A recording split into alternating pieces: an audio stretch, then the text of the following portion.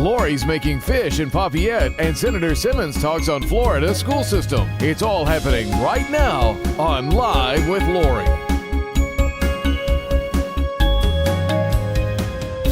Welcome back. Thanks for joining us. We're here today with Senator Dave Simmons, and we are putting together these fish packets. It's been kind of fun, informative. It's more than kind of. It's a lot of fun. Oh, good. I'm glad you're enjoying yourself. You've been a great guest so far. What we've done is we've put everything together. We've got the rice going. We're going to put a little bit of tarragon on top here, and then we're going to fold up these packets. And this is the fun part. And it makes lots of noise. This is parchment paper, if I didn't tell you earlier. And what we're doing is we're just sealing this fish up. So it gets a little noisy, but just bear with us.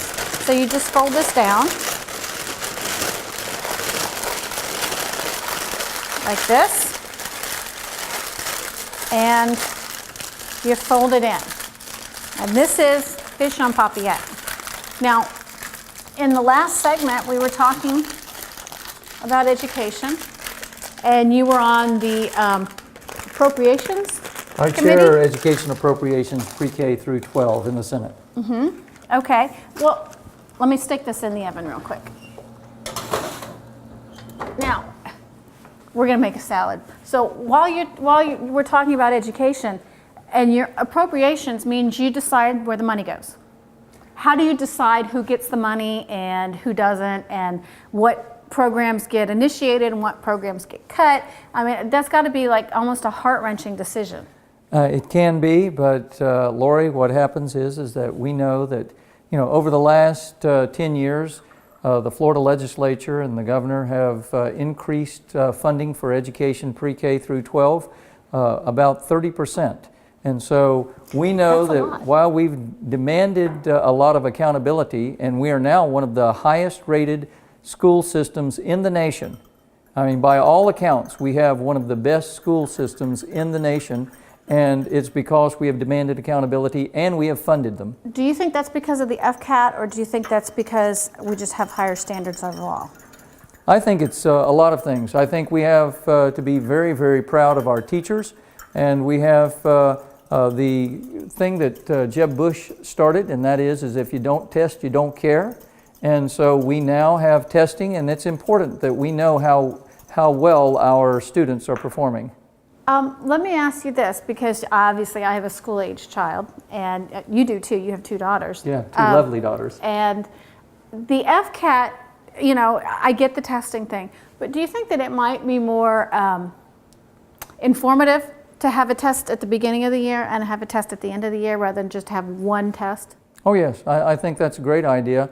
I do think that we cannot have too much testing, and so we've got to work, Lori, with making sure that we don't over-test, right, but we do the testing that is necessary. Right. Oh, I agree with testing, because you need to see where the child is.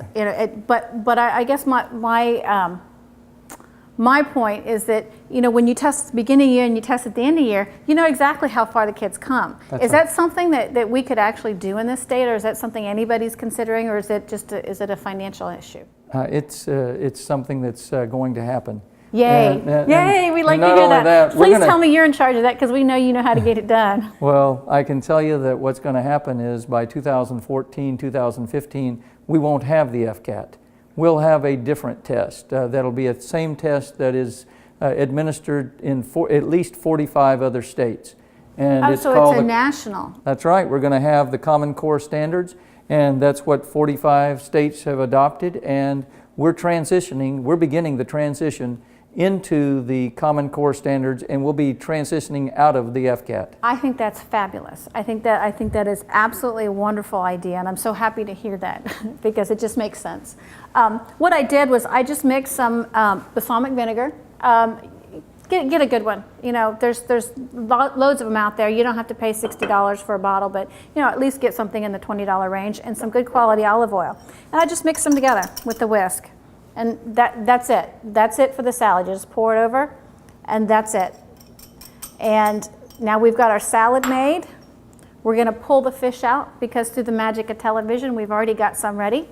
And I'm going to show you how cool this is. So, are you ready for this? I love it. Yeah, this is going to be fun. All right. I'll get a plate. blend. You smell that? Yes, smells great. Isn't that wonderful? Okay, so you've got your fish. It's been cooking, and we're talking about education, so now you've all been educated on how to cook this.